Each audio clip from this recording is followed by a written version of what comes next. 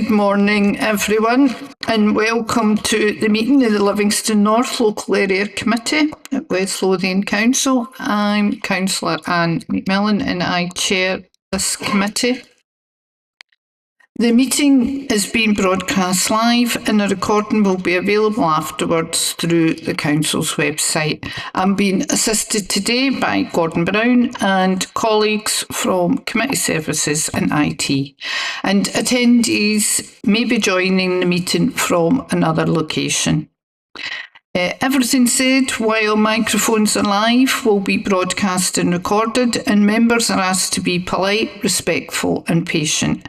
And there's more information, including a privacy statement about meeting arrangements, on the Council's website. An agenda has been published showing the business for today's meeting. I will introduce each item and the Council officer will speak briefly about the report before councillors and attendees ask questions, have a discussion and make any decisions that may be required. Councillors may leave the meeting from time to time if they've declared an interest that prevent them from taking part. There will be a pause while that happens and then they'll be invited back in for the next item of business. If the meeting is a long one, then it might be adjourned temporarily for a meal break or a comfort break, and I will see if that is going to happen. So I'll just go on to the agenda now. And before the first item, I'll just advise any officers who wish to leave after they've presented the report, please do so, as I realise everyone has a busy schedule. And on the agenda today as well, item 12 is the timetable of meetings, which we should approve before the meeting at the end of the meeting today. So I'm just highlighting that for everyone. Right, item 1, apologies for absence. Thank you, Chair. We have apologies from Diane Loughlin from the Livingston Village Community Council. Thank you. Do we have anyone online? Chair, there's no one connected remotely at the moment, no. Okay, thank you. Do any declarations of interest? Councillor Miller, thank you.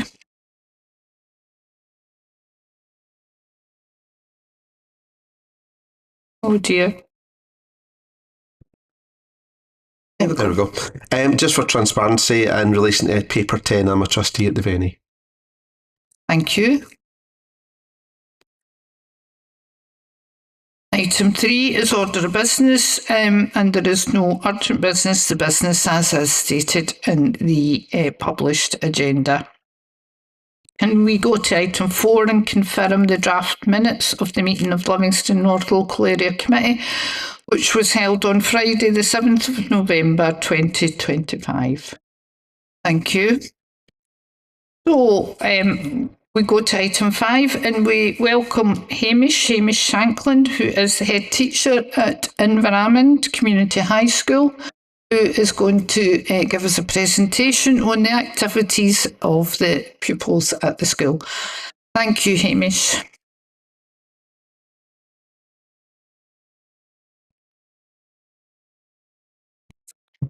Thank you, Chair, for your words of welcome, and thank you for the invitation to come and share with you some of the work of the school. As introduced, I'm Hamish Shankland. I'm in my 3rd year in Environment Community High School, and it's my pleasure to be here this morning. Those of you who know the school well will know that the school's mission statement is about working together to make sure every young person achieves to the best of their abilities, connects with the world around us and thrives now and in the future. And that vision was co-constructed quite a number of years ago now, and it's shared by our cluster primaries, who I'm sure you also have an opportunity to hear from periodically. Our school values are honesty, kindness and respect. And we believe that they are the characteristics that we want to nurture in young people so that they function well in society and in the world around us.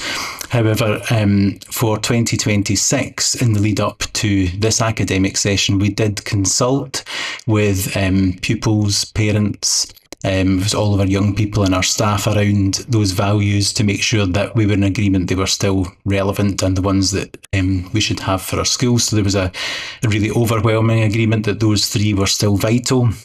We did, however, and what's on the screen is just a one wee example of some of the feedback from parents about adding a fourth value to capture something which wasn't existing in the three. So we now have our fourth value of aspiration.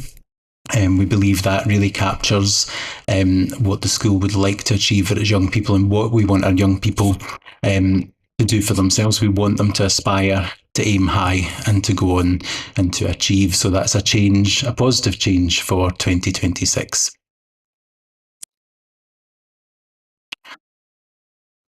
Sitting underneath that, we have our skills framework. So those familiar with the school will probably have seen this before, but these are the skills that we believe, regardless of curriculum, exam, subject, these are the things that we know that young people need to be able to do and embody to be successful, not just as learners, but in the workplace. So you can see there critical thinking, social awareness, growth mindset, creativity. So across the school, teachers will develop, teach and nurture these things in young people regardless of which part of the curriculum they're undertaking. A lot of what I'm going to focus on this morning probably sits under social awareness, and particularly the bit about being part of your community, be that local community, wider community or nationally. So I'm just going to share with you some of the highlights of what our young people get up to. There's a bit of information on that slide, but just by way of summary, the school has achieved its Vision Schools Level 1 award. That is an award which recognises high quality Holocaust education. For us, that sits within our values. So it's about learning from the past and developing the sort of values in young people that we want them to take into the world. And next week, our young people will travel to the Scottish Parliament, where they'll officially receive that award in recognition of their work. And I should say that that work is led primarily by young people, so they take that forward. As part of that, the most recent thing that we've done is we had our Anne Frank exhibition. So that's where our young people put together an exhibition where they toured other young people in the school. We had a visit from primary schools and we had parents and carers, and the young people put together the scripts for the tours, the key learning points from the history and the things to reflect on for society just now. And they conducted those tours, which were very well received and in some places very hard hitting as well. So all credit to those young people. In Environment, we have a focus on trips and excursions. So those trips and excursions primarily, we look to do things which will enrich our curriculum. So to get young people out to places and people and to see things in action that bring the learning of the classroom to life. So this is just one example. Our Higher Modern Studies class, they travelled to London. The primary purpose of that was that they were going to go to the UK Parliament and they were going to get a tour which would bring some meaning to much of what they study. Unfortunately, there was a strike at the last minute, so that didn't happen. You can see there that they still went to the Tower of London, the London Eye, a Thames River cruise, the Paradox Museum. They saw Wicked, and I think also appreciated by the staff was ABBA Voyage. But for those young people, some of those young people had never been to London before, so it was a real learning experience just in terms of even the travel and broadening those cultural horizons. And just a couple of pictures of the young people in London there. Similarly, our National 5 Modern Studies pupils, they have been to the Scottish Parliament where they were able to do a question and answer there, so they conducted themselves wonderfully. They had really insightful questions to ask, all of which related to their curriculum, so they had that opportunity, and you can see them there in the Scottish Parliament.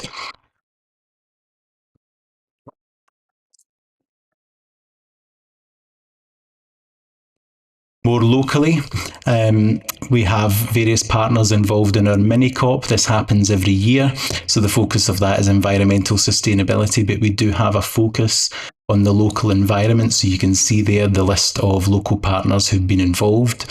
Our mini-COP expands every year, so each year we have more people involved. but you can see the young people have been out litter picking, sorting out waste for recycling.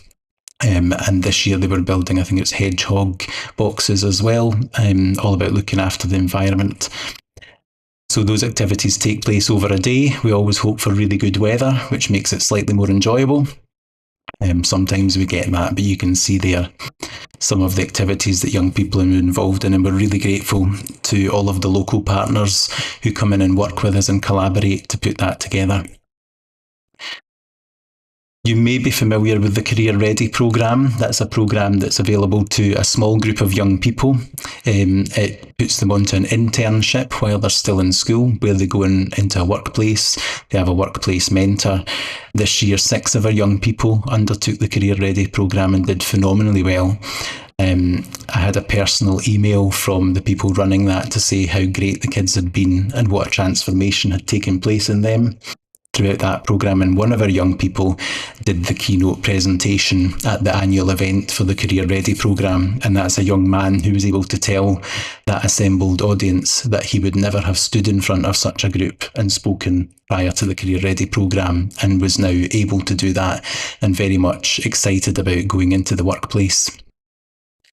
We have a pupil parliament in Inveramond, so that's representation from all year groups, from all houses, from all of our extracurricular groups. Those young people meet regularly, and they represent the voices of all of the young people in the school. So we have a process in place where they feed into those representatives, and then the parliament comes together. So that's grown in size. We think it's really important because we want our young people to talk to us about their experience and what they want to get from school, so that we can work with them to achieve that. They do things like vote on the pupil equity, participatory budget, and more recently we got feedback from them on how to develop our tracking system so that it would be of most use to pupils.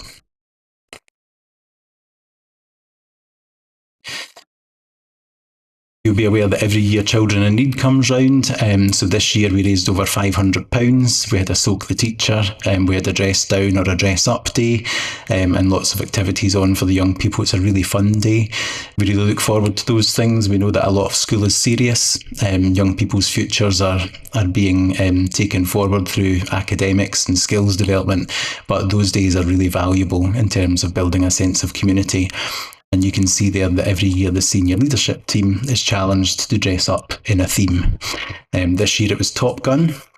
And you've reached a certain age when you have to explain to the young people what your theme is, and tell them to go and watch the film at the weekend. Our Careers Fair and Pathway evening. On that evening, we have over 50 universities, apprenticeship providers, industry professionals, companies, local employers.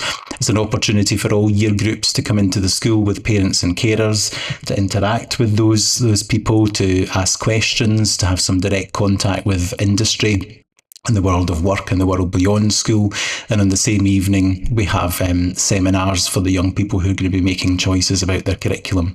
Again, year on year, that's grown, particularly post-COVID, reinstating some of these events. It's taken a few years to grow those partnerships again, but it's incredibly well attended, and we know that our young people get so much from it and do a lot of networking on that evening. More recently, we're really lucky in Inveramond to have a wonderful parent council who are really invested in the school. They're interested in everything that we do. They want to understand it, they want to talk about it, and they want to work with us on that.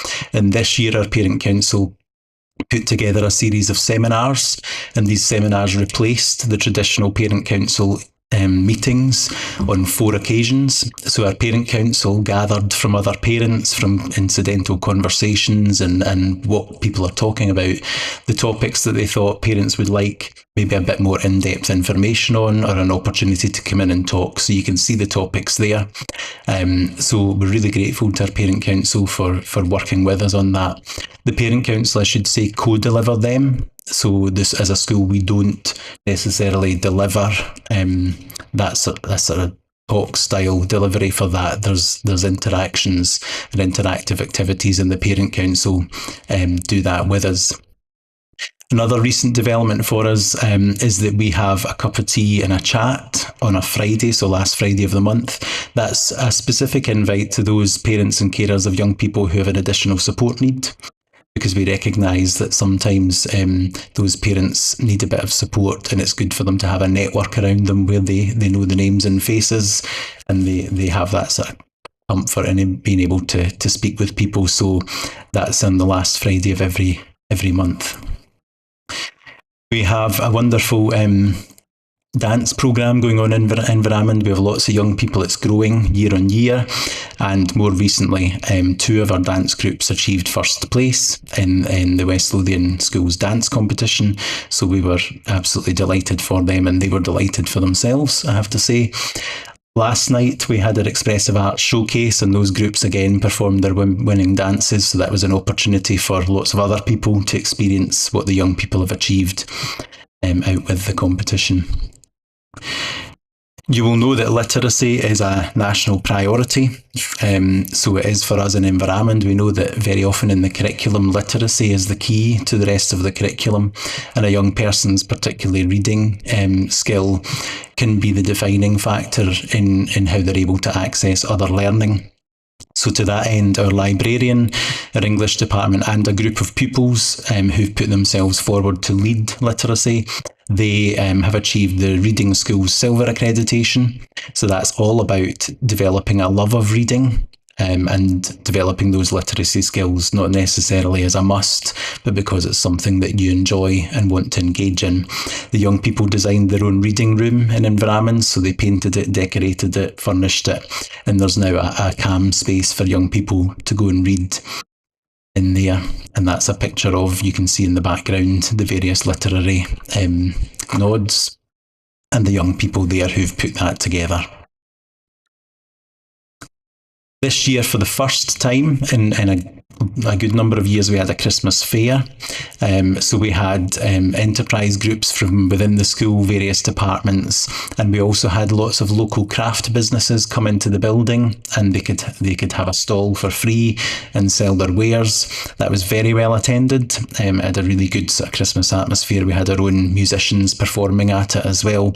So we're looking to grow that each year. We had positive feedback from the local businesses and craft enterprises, and they really valued being able to come into a local space in their local community and to have that presence there. So look out for that next year, and just some pictures of the various things that went on there. One of the things that we do in Inveramond is we aim to create links with professionals in the world of work. So this is just one example where an ex-pupil who is a lawyer came into school, and what we're able to do is get all the young people who have an interest in that particular career pathway or something similar, and they're able to get in a room and hear from that professional, ask questions about how they got into their career, what their pathway was, what challenges they faced, and the sort of advice that someone who's doing the job would give them in terms of getting there.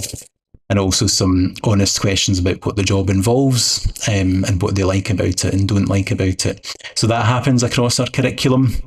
Anais is an ex-pupil who's a corporate lawyer, so she was able to come in and talk to that group of young people who are considering that career pathway for themselves. So I suppose just back to where we started, that's just a flavour, hopefully, of the sort of things that our young people get involved in, that engage with, that are fun, and that bring a richness to the learning that goes on in the classroom. And like I said at the start, our aim is to make sure every young person achieves, connects and thrives, both now and in the future. So thank you very much for your time. Thank you. That's a very busy schedule that the school has, and such a great range of activities. I'll open it up for questions if that's okay. Thank you. Anyone have any questions for Councillor Miller? Thank you. Yeah, 2 or 3 questions. There's a bit in there talking about the pupil parliament, and they're having a vote on the participatory pupil equity budget. Maybe tell us a bit about that. I mean, was it a set of options they were given, and what did they decide upon?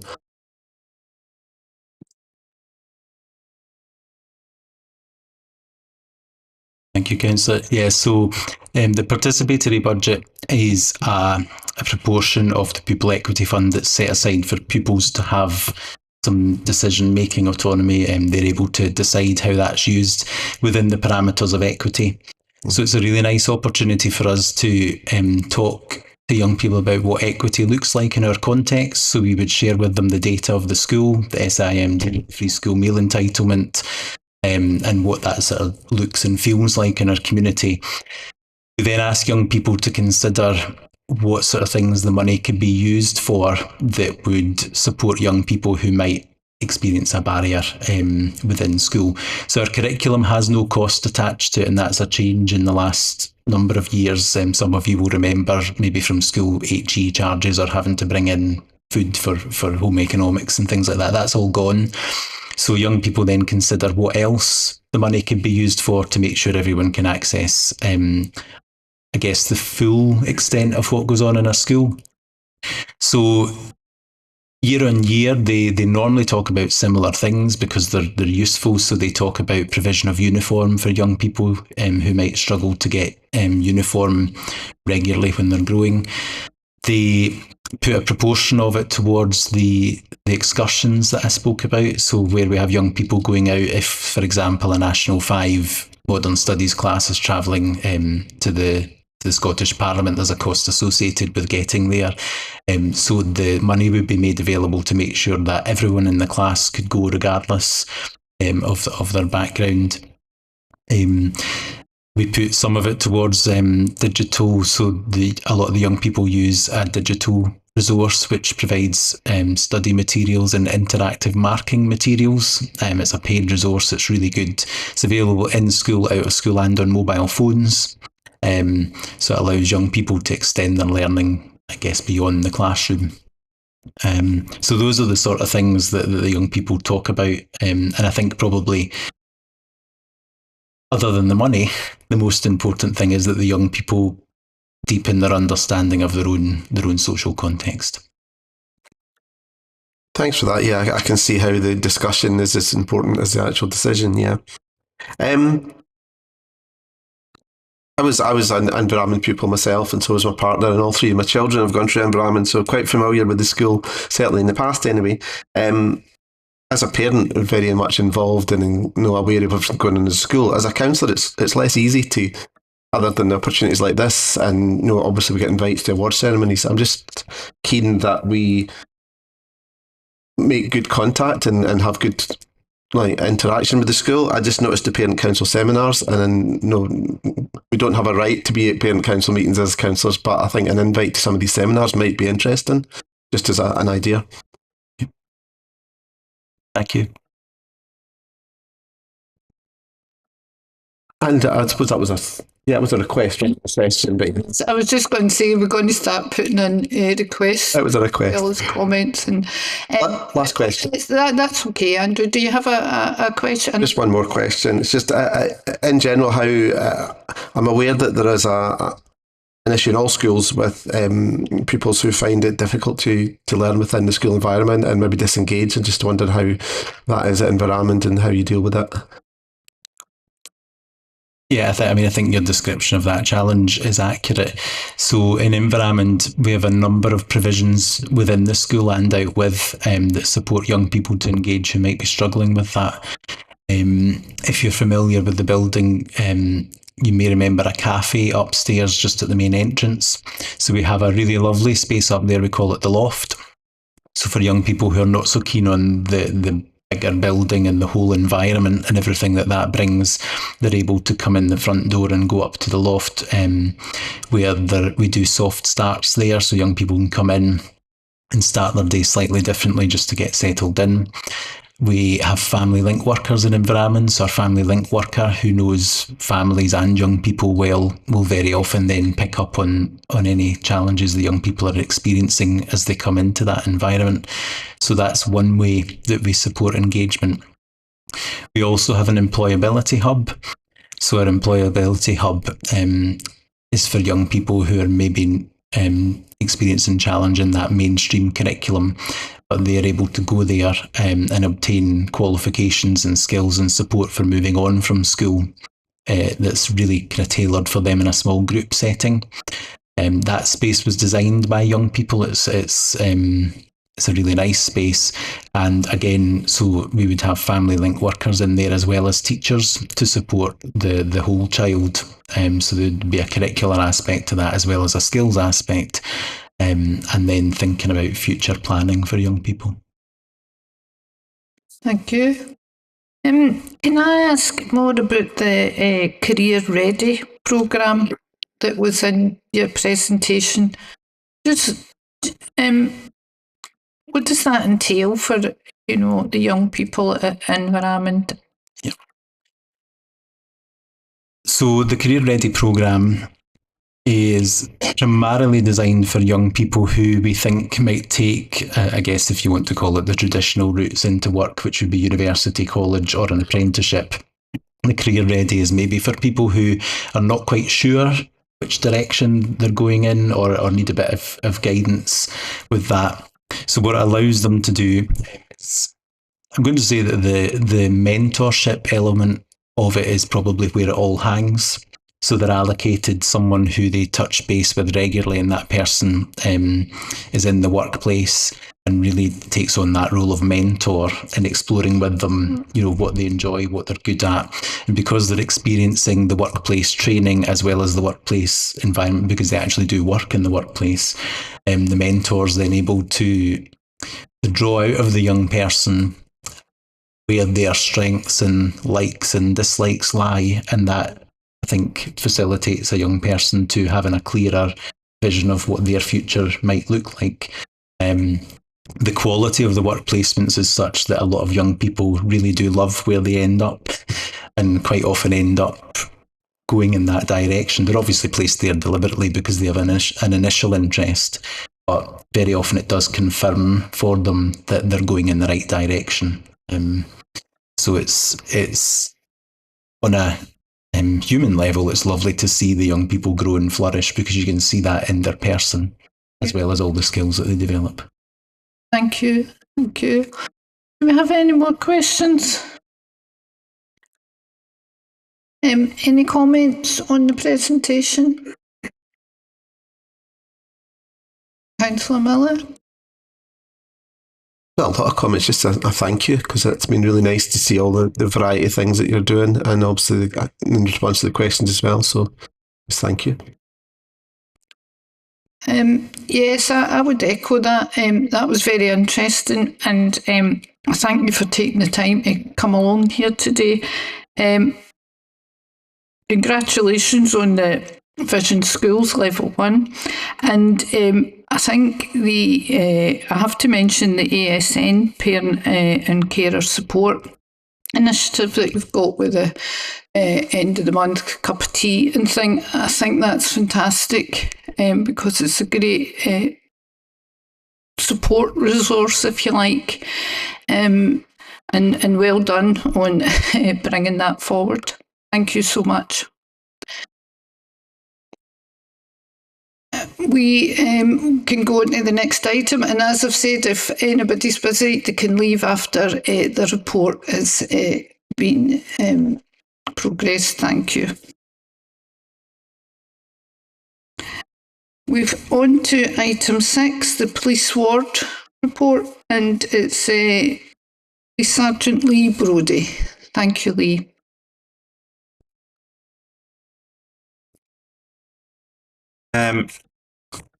So I'll go through the report, obviously going through each strategic priority as usual, starting off with protecting the most vulnerable people. I think the work I'd particularly like to highlight from the report is the work the community officers and one school link officer at Environment actually have been doing at both Deans and Environment High Schools, delivering talks on domestic abuse, bystander, hate crime, knife crime.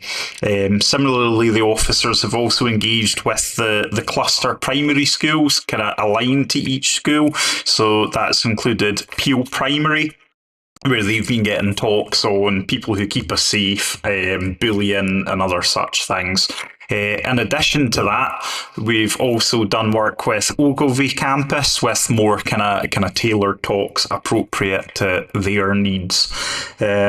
At the other end of the spectrum, so rather than just all of the young members of the ward and society, we've also effectively done our best to safeguard the most vulnerable at the other end. So that's including an event at Deer Park, which was particularly tailored towards vulnerable and disabled adults, as well as attending the Carmondine Community Cafe, at both of which safety advice has been given, particularly on how basically vulnerable people can keep themselves safe within the ward. Moving on to the next strategic priority was reducing violence and antisocial behaviour. As you can imagine, this included bonfire night and Christmas and school holidays, so there was quite a bit of work there. So in the run-up to bonfire night in particular, the community officers, along with my Scottish Fire and Rescue Service, attended the local schools, gave a number of talks. So again, that's included Dean's Community High School. The Police Scotland youth volunteers were also involved in delivering letters and various other messages as well. We had officers out on patrol and a number of other activities there. Other work throughout the quarter involved working with our colleagues in Youth Action Project, where effectively they've been out on patrol, we've been out on patrol as well. Particular areas as the nights got darker throughout the quarter that we patrolled in included Nightridge, Deans and Ellyburn. There were a number of reports of youth antisocial behaviour in those areas. Further to that as well, at Inverarmond High School, essentially a local speaker and author, Graham Armstrong, attended in conjunction with the school link officer and gave talks on gang culture, knife crime, drugs and alcohol abuse, looking to obviously deter people away from that kind of lifestyle. That was particularly well received, and it is intended that will be delivered at other schools throughout the county, hopefully going forward. In terms of reducing acquisitive crime, I think the thing I'd probably most like to highlight is the work we're doing around shoplifting. There have been a number of reports, and the figures are actually quite high for shoplifting historically this year. So officers have actually been doing a lot of targeted work around that. PC Montague, my preventions lead in particular, has been doing a lot of work around that. So that's included proactive patrols and further inquiry into crimes to look to get perpetrators identified and charged with appropriate bail conditions and things like that being sought. As you'll see from the figures, we've actually got a number of repeat offenders, so we've actually had some quite successful work there. In terms of locations specifically within the ward, we've been doing patrols up at Carmondine, giving prevention advice there, particularly to the supermarket there, but also attending the garages in the Livingston North Ward, as both of the BP garages have been hit with shopliftings as well. So they've been given appropriate advice in relation to that. We've obviously continued to give advice on a matter of other acquisitive crimes, both online and in person, linking in with national campaigns. So we've been promoting advice on home safety, vehicle safety, and a number of other things. Moving on to improving road safety, again, we've been directed by a number of national campaigns, and as a result of that, we've had a number of successes. A number of drivers have essentially been caught committing offences, so there have been a number of formal warnings issued. People have been charged with Section 4, essentially driving without a licence, and other offences, including driving without a licence. We've worked with our colleagues in DVSA as well, so we've adopted quite a proactive approach there, and obviously a number of these campaigns have been linked to the festive initiative, so to basically ensure people aren't drink driving and driving safely at nights. In terms of particular complaints within the wards, the officers have been involved in various sort of complaints around parking. That's included in the Nitrage area. One particular area that was highlighted was Barclay Way. So as a result of that, the community officers have been out in the ward giving advice to both local residents and motorists. I'm pleased to say no offences were detected, so we've not had to issue any sort of formal action in that respect, and we have been able to deal with that by way of advice, which is to everybody's benefit. In terms of tackling serious and organised crime, as I've previously highlighted, we have a particularly effective proactive crime team in West Lothian, and they've continued to use local intelligence, target perpetrators, particularly those who are part of organised crimes groups. As a result of that, a number of people have been charged with Misuse of Drugs Act offences. Indeed, in one instance, that also links with our efforts to, as I've said earlier, during bonfire night, deter antisocial behaviour and violence. So that actually led to us seizing approximately 100,000 worth of illegal fireworks, which obviously had a huge impact on our ability to ensure bonfire night was safe for all. So again, just highlighting how all of these priorities also link together. But as it stands, we've also had some huge seizures under the Misuse of Drugs Act, including a seizure worth over £1.5 million, albeit outside of the ward. That obviously has a huge impact on drugs across West Lothian. So it's been a particularly busy and quite successful quarter in a number of respects. Thank you. Are you happy to take some questions? Yeah? Absolutely, Chair. Thank you.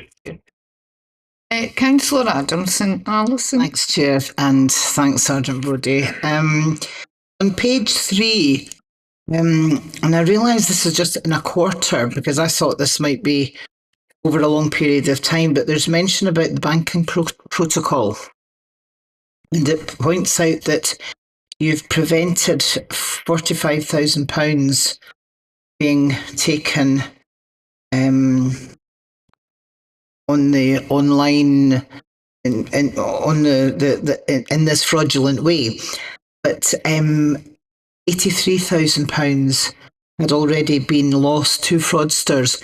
Now, I'm assuming this is in West Lothian generally; it's not in Livingston North.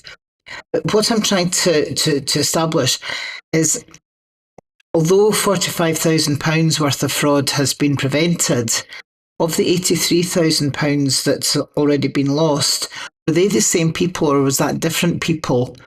Was that a new group of people that had been targeted?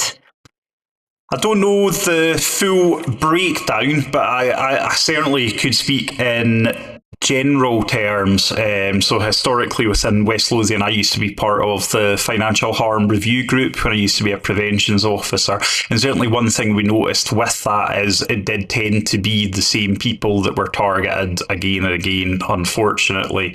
And that's what the Financial Harm Review Group was actually set up to do. At that point, it was a sort of multi-agency approach involving police, social work, training standards, NHS.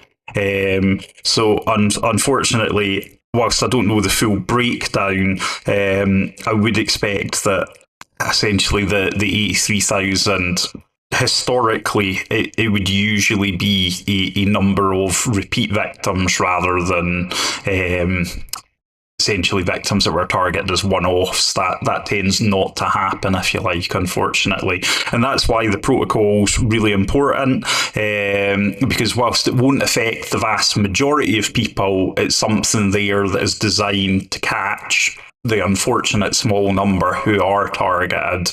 And whilst it has been unfortunate, obviously, that the 83,000 has been taken, it has at least led to the people who potentially were going to go on to be even more repeat victims at least being identified, and measures could be put in place in terms of social work, family members, other support that's required.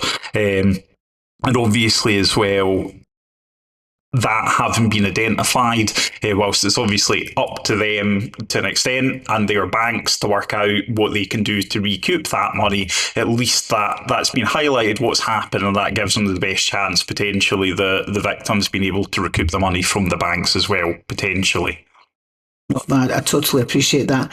It's something that you don't actually, well, I certainly don't think an awful lot of in terms of when you're talking about crime within our community, but it's certainly something that needs to be highlighted. So that was really useful information. So thank you for that. Right, okay, thank you. On page 4, the reducing violence and antisocial behaviour, and on the run up to bonfire night. Now, I know this year just passed was deemed to be fairly successful in terms of what happened within our communities.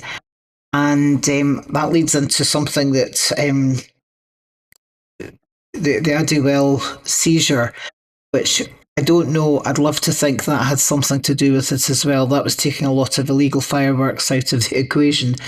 But when you're talking about the antisocial behaviour, and I note again it is over the whole of West Lothian, that 55 firework-related calls were received. Was that where the fireworks were being used as projectiles? Was it because of the noise nuisance that was creating problems for people, or because it was out with sociable hours? I mean, what were the actual issues regarding, because it actually says firework-related calls. So what, can you help to give some... Whilst I don't know every incident, I have a sort of overall awareness, if you like, and I think you've hit the nail on the head. It's a combination.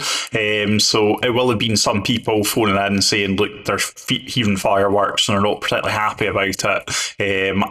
It will, unfortunately, I do know for a fact, it has included incidents where they have been used as projectiles and things like that. They've been used in a particularly disruptive and antisocial manner as well. So it's a mixture of them. And indeed, 55 for that month for the whole of West Lothian compared to previous years is quite a successful year. And I think my colleagues in Scottish Fire and Rescue Service would agree with me on that. And as you've highlighted, the amount of fireworks that got seized in the run-up to it has no doubt made a huge impact on that. Yeah, appreciate that, thank you. And one final one, although it's not in this report, but you touched on the issue of parking. I know that all 4 councillors for Livingston North were contacted yesterday by a concerned resident. This is an ongoing issue outside Ogilvie School, and it's the taxis and the people who are collecting children and dropping them off. Every now and again, the school will go out and speak to them and say, look, you know the rules, you know what has to be done, and everybody adheres to the advice, and then slowly but surely it comes back again. So since it's still very fresh in all our minds at the moment, I'd like to formally request that you nip round to Ogilvie School and have a word perhaps with some of the drivers that are causing obstructions. I mean, that's the point, that they are obstructing other traffic and causing issues with visibility.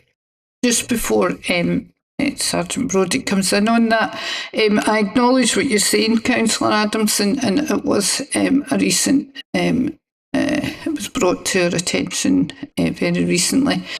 But we have spoken before about several issues with parking around several schools, and I acknowledge that one that you've mentioned is pretty bad, but it's pretty bad in other areas as well. So what I would say is, are we going to go back to, because the local police officers did a good job maybe last year around some of the kind of hot spots, if you like, at the school. So it's just, I'm suggesting that that's maybe something you could consider before you answer, if there's other schools that, you know, could be looked at.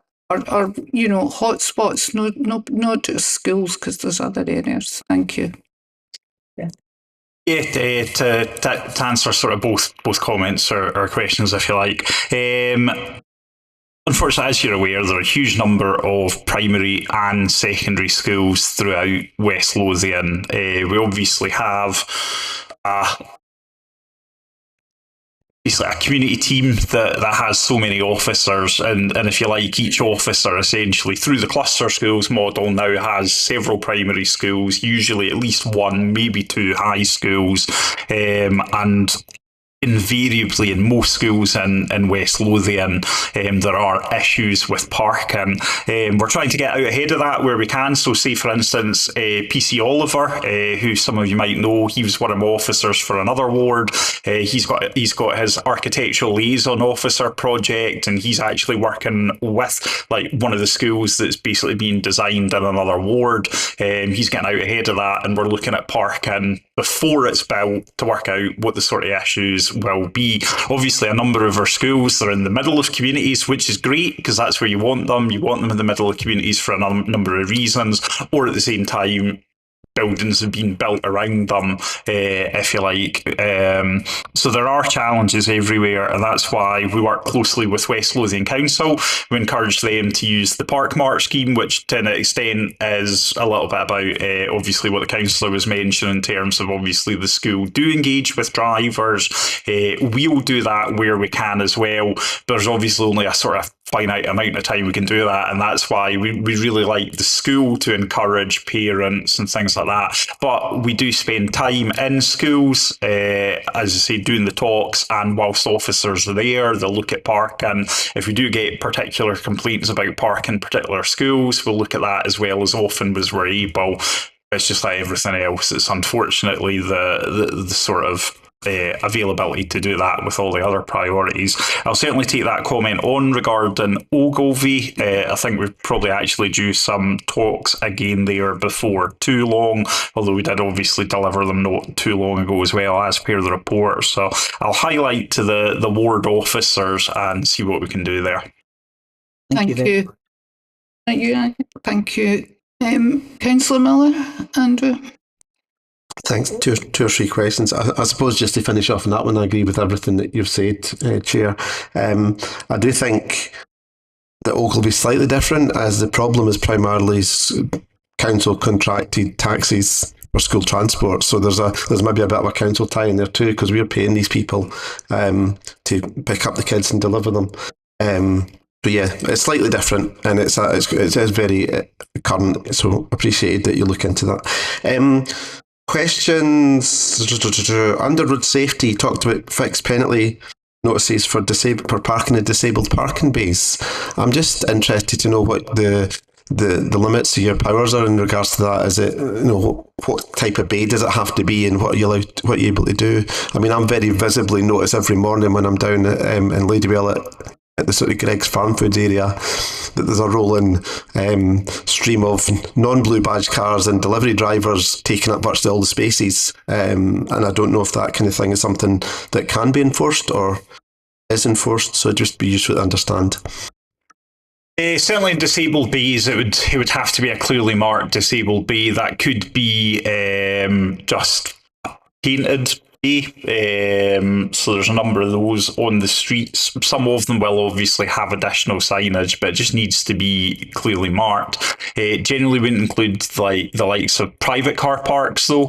So, say for instance your supermarkets with disabled bays or things like that, we would tend not to have any real powers in regards to them. So essentially any land owned or operated by the kind of local council or local roadways or things like that that's clearly marked. There are a number of markings that are advisory, so particularly outside the schools you'll get yellow zigzags. They don't hold the same power as like proper white zigzags, if you like. That's related to basically traffic lights and pedestrian crossings and things like that. In terms of our powers, if it is something that we can issue a fixed penalty notice for, so as I said, a disabled bay, double yellows, things like that, That's generally a £30 fine.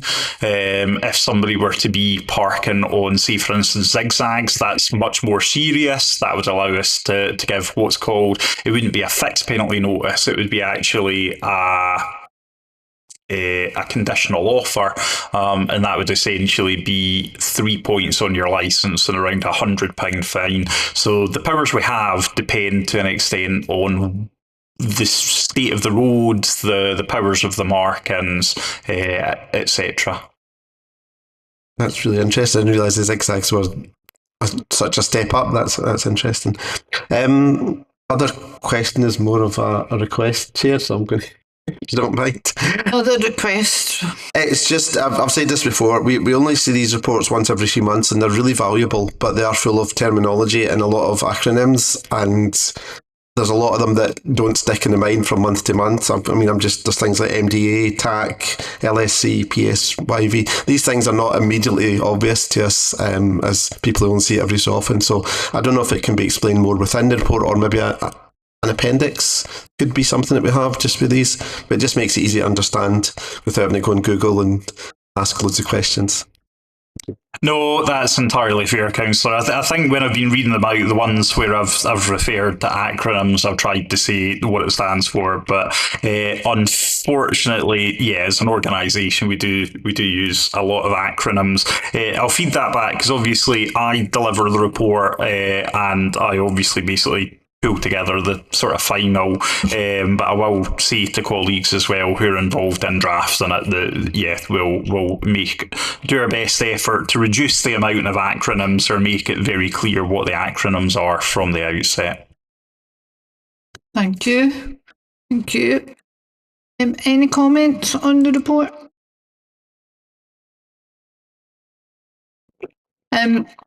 Thanks for coming along with us. It's always a detailed report from you, acronyms or not. So, and I do take the point that Councillor Miller has made. Some of them are familiar to us and others aren't. But thank you again for your presence today and presenting this. Thank you. Thank you, Chair. Thank you, members. And item 7, Scottish Fire and Rescue Service Ward Report. Officer Harvey, Paul, thank you. Thank you, Chair. And I will now present the Scottish Fire and Rescue Service Q3 Ward Report for the Livingston North Ward. You should be familiar with this style of report for now. I think we've used it for the last 6 months or more. But, Section 1 has a summary of the incidents attended. So we've attended a total of 50 incidents in the ward during that reporting period. And there's a breakdown there of the type of incidents that we've attended. Below that is the top 10 incident types. As with most reports, most of the fires are outdoor, followed by false alarms. And there's a further breakdown as you go down from 9 right down to 1 there. Section 2 has a trends, so looking at the trends over the reporting period and going back for the last 5 years. So you can look at accidental dwelling fires first. You can see there's been an increase in here up to 4, which I'll talk about in some detail in a minute. Deliberate fires are thankfully down. They're reporting at 7 in Q3. Non-domestic fires we had 0. Unwanted fire alarm signals, they remain low since we've changed our policy and had 6 in the reporting period. A total of 2 road traffic collisions, and then we've had thankfully no accidental dwelling fire casualties. And if you look back over the last 5 years in the main, that has remained very low. Non-fire casualties, we've had 3 during the reporting period, and I'll talk about that in some detail further in the report. We've attended 1 road traffic, so we've had 1 road traffic collision casualty. Again, I'll talk about. We have had a reduction in home fire safety visits. I'll talk about that at the end of the report. We are seeking support to try and increase the number of home fire safety visit referrals that we get into the Scottish Fire and Rescue Service. Fire safety audits is an enforcement team, and they've completed 4 during the reporting period within the ward. So bring on to section 3, which talks about the KPIs in a bit more detail. So firstly, looking at accidental dwelling fires, there's a total of 4 during Q3. Thankfully, most of those were relatively small incidents. 2 of them were limited to the item that was first ignited, and 1 was limited to the room of origin, and the other one is not applicable, which means it didn't meet any of the criteria or the reporting criteria. The source of ignition, as is throughout Scotland, cooking is the main source of ignition for most domestic dwelling fires. There's 1 heating equipment, 1 other, and 1 has been smoking related. Thankfully, of those 4 fires, accidental dwelling fires that we attended, there has been 0 casualties. In all cases, there was smoke and heat detection, which did activate and gave warning to the occupants. Looking at non-fire casualties, that could be anything from road traffic collision casualties to assisting other agencies, rescues from height, rescues from water, etc. During that period, we've had 3 non-fire casualties, and there's a breakdown on the left of the sort of medical conditions that they had. Of those casualties, 1 was non-fatal, 2 were fatal casualties. I'll talk about one of those particular casualties was involved in an RTC. The other was assisting agencies such as Scottish Ambulance Service to effect entry when they've had concern for the occupants. As mentioned before, with regard to deliberate fires, they are down for Q3, which is particularly pleasing considering that covered the bonfire period.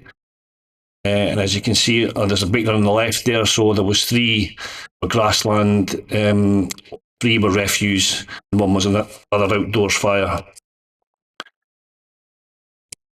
You look at the hours of the day that those occurred. As is commonly the case, most of them occur in the evening. There was 1 that was discovered at 8 o'clock in the morning. However, that doesn't necessarily mean it was started at 8 o'clock in the morning. It could have been something that was smouldering from the night before. Looking at non-domestic fires, there's been 0 during the Q3 reporting period. Unwanted fire alarm signals, that has maintained a steady reduction throughout Scotland and across West Lothian and indeed across the ward, where we're only attending sleeping risks unless we get a follow-up backup call from the premises. So you'll see the property types that we've attended has been 3 residential homes, 2 hotels and 1 sheltered housing. Road traffic collisions during that period. So we've attended 2 road traffic collisions within the Livingston North Ward. Unfortunately, 1 of those was a tragic fatal accident within the Knightsbridge area.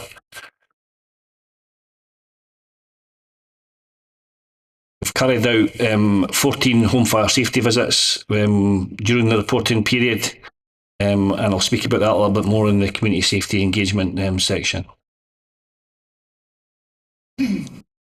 As mentioned before, fire safety enforcement have carried out 4 audits, so they will audit premises such as shops, offices, hotels, pubs and nightclubs, etc. So community safety engagement. So we'll continue to carry out a post-domestic incident response after every incident. So we will engage with the house that's been involved. Depending on the size of that incident, we'll also engage with the neighbouring properties to offer them a home fire safety visit, which includes fire safety advice and can include the provision of and fitting of smoke detection if required. Carried out water safety engagement throughout Q3. As you'll see, none of that has been particularly in the Livingston North Ward. However, these are areas within the West Lothian area that are attractive to visitors, and it's possible that people from Livingston North have visited those. Continue to support the Risk Factory in Edinburgh, where pupils are taken from schools, including from West Lothian. We provide staff there who will assist in the lifelike scenarios to help the young people manage risk in their day-to-day lives, along with the staff from there and other services that also support. Regarding road safety, there's been a particular focus on the over 50s elderly drivers. We tend to mainly engage with young drivers through schools and youth groups. Recently we have been focusing on older drivers. Reached out to a number of older drivers groups across West Lothian, and we have been engaging with them. You'll see at the bottom we've got a road safety input regarding polement. That is something that's been ongoing, has gone for a number of years, regarding young people who are currently within the Polement Young Offenders Institute and who are involved in or who are in prison for road traffic offences. The stations continue to be very busy with station visits, quite often having groups such as club and scout groups and other youth groups attending for to cover badges, etc. Over the Christmas period, the SPFL Festive Friends event took place at Livingston Football Club, where that was elderly people within West Lothian who often live alone were invited for a Christmas dinner, which was provided by the Livingston Football Club Foundation, and we had colleagues from Scottish Fire and Rescue Service and Police Scotland served the people at dinner and spent some time with them on that day. I appreciate that during Q3 that's covered the bonfire and fireworks period. As my colleague said earlier on, particularly with the secondary schools, both Police Scotland and Scottish Fire and Rescue Service work together to deliver the safety messaging within the secondary schools, and the operational crews, mainly from Livingston and Bathgate fire stations, they attended the primary schools and carried out the engagement activities there. The lessons were also sent to all schools, so should SFRS not be able to attend, they could be delivered by teaching staff. And there's a breakdown of some of the schools that were attended within Livingston North Ward or catchment areas. So we attended Dean's High School and Inverarmond High School. That was with Police Scotland. And the operational crews attended Dean's Primary, Carmondine Primary, Harrismuir Primary, Knightsridge Primary, Livingston Village Primary, Meldrum Primary and Peel Primary. And that, Chair, concludes my report. I'm happy to take any questions you may have. Many thanks. Many thanks. Councillor Adamson. Thanks, Chair. And forgive me if I do this quickly. I'm just leaving. I couldn't let this go by. Will the school education programme be continuing again this year? Because I think it's pretty obvious it has been a huge success, and I want to say sorry, I'm putting in a comment with my question here to save time. I really want to say thank you so much for all the work that has been done. It has been very noticeable within our communities. We've still got a long way to go to sort out fireworks, but that's for another day. So will this be continued this year for Bonfire Night? Or do you think you've done enough last year to cover the young people for this year as well? Thanks for your question, Councillor. No, 100% that will be continued this year. The media team every year they take information from the previous year, what's been successful, what's maybe not worked so well, and they will adapt those lessons, and they will be delivered again in the bonfire period. And I thank you for your comment that I think the hard work that's put into engaging with young people has had a positive effect. Thank you. Right. Any other questions on the fire report? I don't have any questions either. It's quite comprehensive. Any comments on the report? Thanks for coming along with that. I'm happy to see the community engagement, not just with the schools, but with the elderly and the vulnerable as well in there. And it's good to see that that's getting progressed, if you like. So thank you again. Thank you, Chair.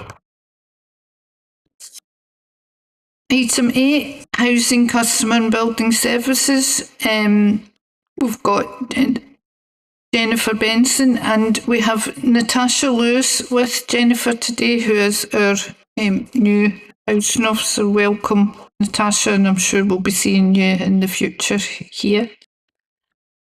Thank you, Jennifer, if you want to do your report. Thank you. Thank you, Chair.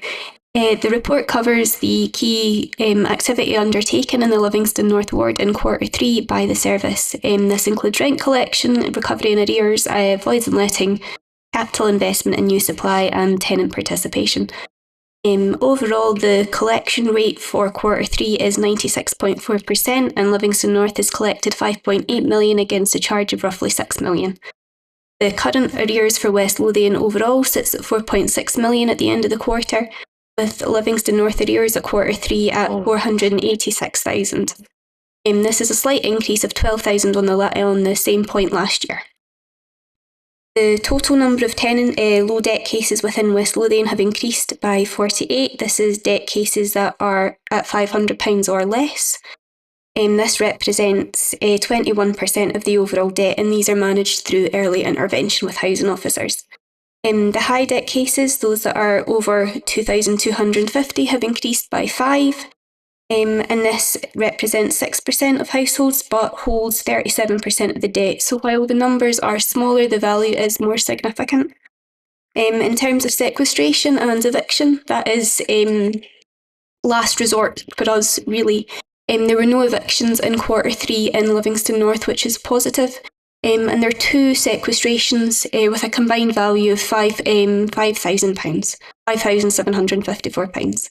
In terms of voids and lettings, there were 20 new voids in the service during the period, 12 mainstream and 8 TTs. There were 20 current voids at January, the 1st of January, and 32 properties were let in total, 19 mainstream and 13 TTs. The average mainstream voids timescale was 67 days, and temporary tenancies were average at 39 days. For policy voids, there are 8 policy voids in Livingston North, all in the 26 plus weeks category.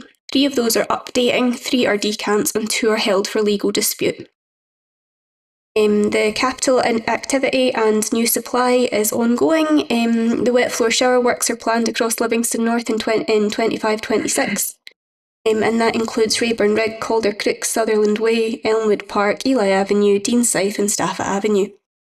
The new build site at Houston Road is being handed over as we speak, really. So there's 12 that have been handed over, with the rest to be expected completion in March 26. And that's a total of 33 units. In terms of compliance, there were 72 stair inspections completed in the quarter, and there's been no forced entries for either gas servicing or EICR compliance. The antisocial behaviour in the ward remains low, and the Safer Neighbourhood team continue to have a strong working relationship with the housing office, and they often attend the team meetings as well to ensure good joint working between both the officer groups. This has really helped with problem solving and community related issues as well as tenancy management. In terms of tenant participation, the focus really in the quarter was getting responses to the rent consultation, which was positive. We did a lot of engagement and sent out texts and sent letters to our older tenants as well to encourage responses.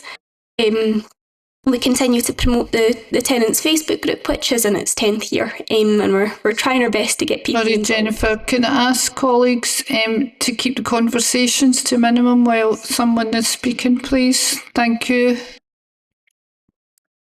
Jennifer. Thank you. That concludes my report, if anyone has any questions. Any questions? Councillor Miller. Thank you for that report.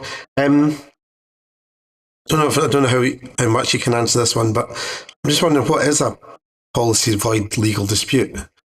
Okay. So they are normally disputed tenancies. So say that there's a death and somebody wants to stay in the property, but they don't meet the criteria for succession. There are a number of things that we can legislatively do as a service to either maximise their points, to give them another offer of another property, or we might have to end that tenancy, end the occupation of that home legally, so that can be quite a long process as well. The legal disputes can also be people who have maybe occupied a property after it's ended in another way. So you sometimes see it if a tenant hands in keys and then there's an additional occupant who's remained there after a period. That's kind of the most common reasons for something to be policy void for legal dispute. Thank you.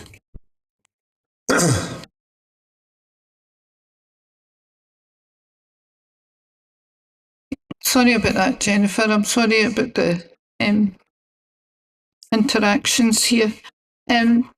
Sorry, Andrew, did you have... I'm just waiting to see if things settle down because it is a bit disruptive. I know. I'm really sorry about this, Jennifer. Just give us a moment. I'm interested in this as well, with the policy void legal thing. Yeah. We all want to hear. Right, is that us? Right, apologies to everyone, and sorry about that, Councillor Miller. It's okay. Thanks for that. That's really interesting. The other questions can you ask? There's mention of the communal bins at flats, and that's obviously an ongoing long-term issue. Obviously, we're repeatedly having to spend money to clear up, and it doesn't feel like... Colleagues, could we... I'm sorry, Councillor Miller, could we not have any conversations while another person is speaking within the room? Thank you. It's a bit distracting. Thank you. Yes, it's obviously spending money regularly on this is not necessarily a long-term solution. I'm just wondering how we're progressing with trying to find a way of coping with a very difficult situation and making it better.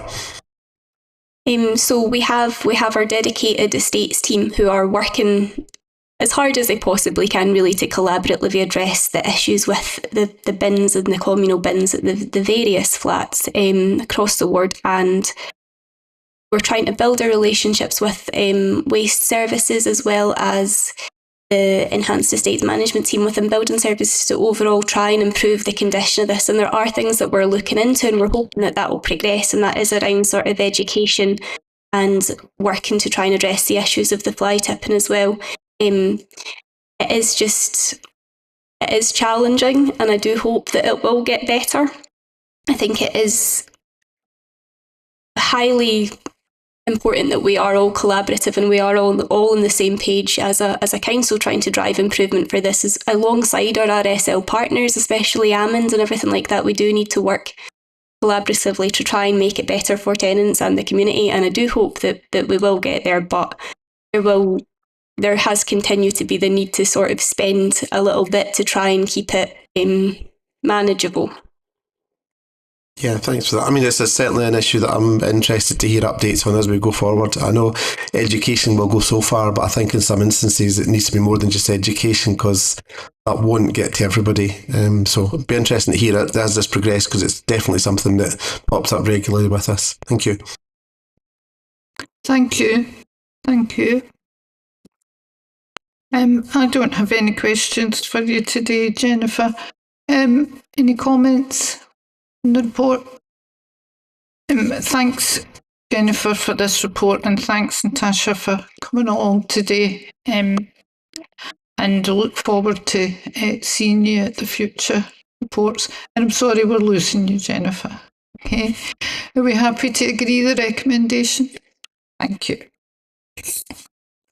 Item 9 is the service update, operational services, and it's Simon Scott. Thank you. Thank you, Chair. The purpose of the report is to appraise members of the operational services activities for Livingston North from the 1st of October 2025 to the 31st of December 2025. Just pick out a couple of key points. Grounds maintenance routine works. Grass cutting for the season concluded in mid-October with 9 cycles completed. In addition, the annual one-time grass cut was delivered during the period. Weed management was completed across the ward, with soft landscaped areas receiving 1 application of weed killer and 50% of the ward receiving the second application. Hard landscape areas received 1 application. Hedge cutting and shrub bed maintenance is progressing well across the ward. So looking at the garden maintenance routine works, garden maintenance concluded on the 31st of October with 9 grass cutting cycles and 1 hedge cutting visit completed. Grass cutting will resume on the first day after the Easter public holidays, which this year is the 7th of April. Cleaner communities, community cleanups. Future partnership work is in development and planning for the 2026 Spring Clean. Schools have been lettered to encourage them to sign up for 2026 participation in this Spring Clean. This year's Spring Clean is 13th of March to 24th of April 2026. The Spring Clean is essentially us mobilising and volunteers mobilising themselves to do litter picks throughout the whole region. Just one thing related to that, on the Cleaner Communities inquiries, you will see there a significant drop-off period on period from 24 to 25 on the community cleanups. That doesn't mean we're actually doing less community cleanups. That's just the nature of how the volunteer litter pickers work. They'll not necessarily do the same number of cleanups period on period. Moving on to the Ranger Service. Early October brought Storm Amy to West Lothian. Although only categorised as a yellow warning for high winds, some of the parks and green spaces we look after were impacted by wind-blown trees and branches down. Over 2 days following the storm, the Ranger Service patrolled various areas with regard to reporting back on path networks that might have been impacted by the storm damage. On ecology and biodiversity, contractors have now been appointed to deliver the planting of the larger trees as part of the Urban Forestry Challenge project. Community school sessions are being organised for early 26 to plant some of the smaller trees. Sites being planted with new trees include areas around Deans. Sticking with ecology and biodiversity, we have a new graduate placement. It started at the end of September and is working on management briefs for 10 local biodiversity sites. These include the River Almond Livingston Village, the local biodiversity site. The graduate is also creating wildlife gardening leaflets for tenants in partnership with housing colleagues. And they're also updating the West Lothian Council Planning for Nature document to ensure planners and applicants for planning permission consider the impacts of the proposals on biodiversity. Open Space Capital Programme, just to say 4,200 bulbs have now been planted in Deans Park as part of our Open Space Capital project there. Also in the same park, a number of worn and uneven areas have been filled and turfed with regard to the ball surface, the football pitch surface there, between the goals, completing the enhancement work within the park. Happy to take any questions. Many thanks, Simon. Thank you. Any questions?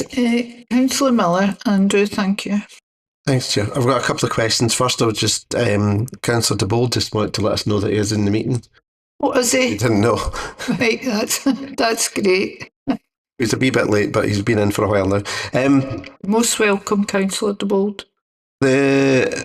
Under the Spring Clean and under the various that sort of area, I'm aware that there's a group of enthusiastic young people in the Knightsbridge area are really keen to do litter picking but don't have access to equipment. I don't know if we can get in touch with them. Probably get in touch with them via the Venue. Yeah, absolutely. Yeah, we could certainly dispense I think it'd be really equipment if needed. Yeah. Engage in that, so that would be really good. Thank you. And in terms of roads, I suppose I'll just raise this one. We've got an access road to the skate park in Knightsbridge in the play area there. It's also access to the council building, the Venue. So it's I believe it's a council road, but not a highways road. And it's in pretty bad condition. I don't know if there's anything. I can go and have a look at it. I'm pretty confident it is a non-adopted road. But I think there was an action point from the last committee about the Knightsbridge skate park. So we're repairing that in winter. So I can certainly go and have a look at it. And we can upgrade it because we'll certainly need it to be a suitable condition to get in and fix the skate park. Yeah. Excellent. But hopefully there might be an opportunity. I mean, I can't promise we'll spend a fortune, but we'll certainly make sure it's passable. Yeah, that's great. Thank you. Thank you.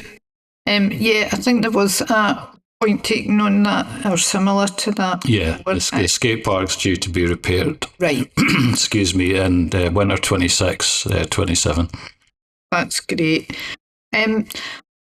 The only thing I'd ask, I'm quite interested. I think this is a great idea. the graduate placement, one of their many tasks, creating wildlife gardening leaflets for tenants in partnership with the West Lothian Council housing colleagues. Is that planned then that it'll go to, everyone within the council area? I'll check. I'll get. Available in social media or whatever. That would certainly seem logical to distribute it to all residents. But I'll speak to colleagues in ecology and biodiversity, and I'll just get a little summary of where it is actually going. That would be great. Thank you. Thank you. Any comments on the report? Well, once again, thanks very much for that, Simon. It's always detailed, and it's always good to see that we're managing to do our best. And I in particular can see that round parts of Livingston North that I'm walking, it's looking good. I do realise the trials and tribulations, though, keeping it that way. So thanks very much. Thank you. Are we happy to agree the recommendation? Thank you. Item 10, locality planning, Livingston 2024-26 update. Scott McCallum, thank you. Thank you, Chair. This report updates members on locality planning activity in Livingston North. Background to the report makes reference to the Livingston Locality Plan, which concerns the 6 regeneration areas in the town, including Deans, Carmondine and Knightsbridge. The 2.1 updates on the recent meetings of the Deans, Carmondine and Knightsbridge Services Group, including representation at these. D2.2 covers the proposals at the group by Carmondine Community Council leading to develop a local information resource on services and activities in the area. D2.3 reports on the identified theme of community participation and specifically activity to encourage the remaining community councils in the ward to form. D2.4 is about the volunteering and placements that the group's also looking at. D3.1 provides a list of the services and main user groups of Livingston North Partnership Centre, which I know is of interest to members. We've not had this before. It's just been the library information, which is in D3.2. D3.3 mentions activity at the venue, including figures on usage of their main projects. And lastly, D4 provides information on the upcoming Third Sector Community Support Fund. Groups based within the ward have been supported to develop applications. It closes this Sunday, so we'll see which groups have applied and take it from there. Happy to take any questions, Chair. Thank you very much, Scott. See if we have any questions for you. I'm having a look at the D3.2, the quiet hour at the library. I think it's an autism friendly initiative. I don't know if you've got more information on that. I would just like to know how well attended and just any details on it that you may have. Yeah, I've not got any more details than what's in the report, but I can certainly follow up with colleagues in library services to get a report on how it's going so far. I think that would be good if we could, because it looks like a good initiative, a great initiative in fact, but just like to know how well attended it is. I don't have any other questions then for you, Andrew. Yeah, Councillor Miller. Yeah, I've just been made aware recently that the Livingston Community Football Club at Eilburn Park are making noises about opening their pavilion up to more local groups. It might be useful to get in touch with them just to see what they're offering. It might be something, but I mean, it's a council-owned building, so it'd be good to see if it's getting opened up, and that might be something positive. Thank you. Jill? Hi, Scott. I'm looking here at D3.1, Livingston North Partnership Centre, where again we're coming to signage. I think that's the only thing I ever comment on these days. I look back at the minutes for the Livingston North Partnership Centre Board, and we go way back to 2018, so we're now 8 years. It's minuted that signage would be provided. It was in the original budget. How much longer do we have to wait? We're in the new financial year coming up. Can we have funding to do this signage out of the new financial year budget? We've asked colleagues who are the budget holders for that, and there are no budgets available, no funds available just now in terms of replacing or putting in new signage. Sorry, I didn't hear all of that. Okay, so I've been in touch with budget providers, and there are no current funds to provide replace signage or to introduce new signage in the facility.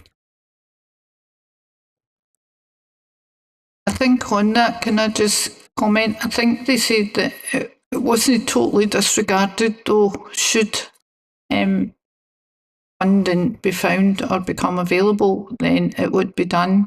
That's my recollection of it. But what we can do, Jill, is go back and check, because I realise you've asked about this before, and I think other colleagues have as well. We'll go back and get you the definitive response to that, okay? And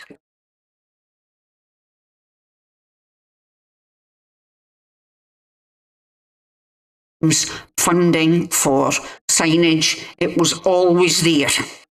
well, we will get back to you with Thank that. you. That's okay. I'll keep on bringing it up until we get the signs. Any other questions?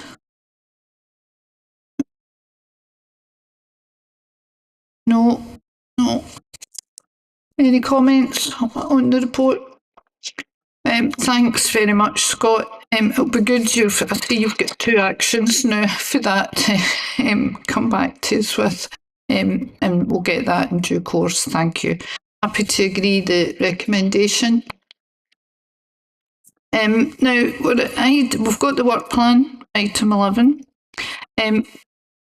Councillor DeBold, is he still online? Are you still there, Councillor DeBold? Yes. The reason I'm checking is we need 3 or more of the councillors to agree the timetable of meetings, which is item 12 on the agenda, and it's the timetable of meetings from 2026 to 2027. Are we happy to agree the timetable? Councillor DeBold? Oh, sorry. Yes, I'm here and happy to agree. Many thanks, Councillor DeBold. Thank you for that. So that is the timetable of meetings for 2026 to 2027 agreed. Thank you.